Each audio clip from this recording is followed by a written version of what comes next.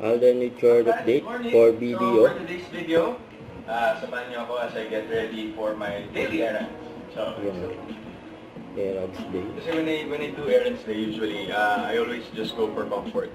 So, mas comfortable yung clothes, mas makakilos ka ng maayos. Having the time and choice to live my life, whether it's working on a new project, or a new show, or even about my business, or just relaxing and recharging. That's important and that's what I really value in that. So when I go out to do errands, I always find ways to simplify tasks para I save time and effort.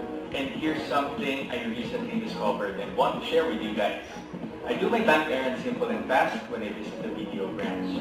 They have this automated machine called the Universal Teller Machine, or UTM. Diba with ATMs, withdrawing cash is fast. Sa UTM naman, you can withdraw and deposit cash, tapos pwede din check deposit, passbook updating, and more.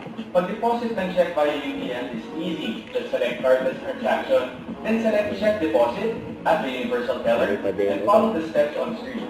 And you're done. Pwede din mag-update ng passbook using the UTM with your new smart passbook. Just select cardless transaction, then select update passbook, insert your passbook in the Universal Teller, and wait.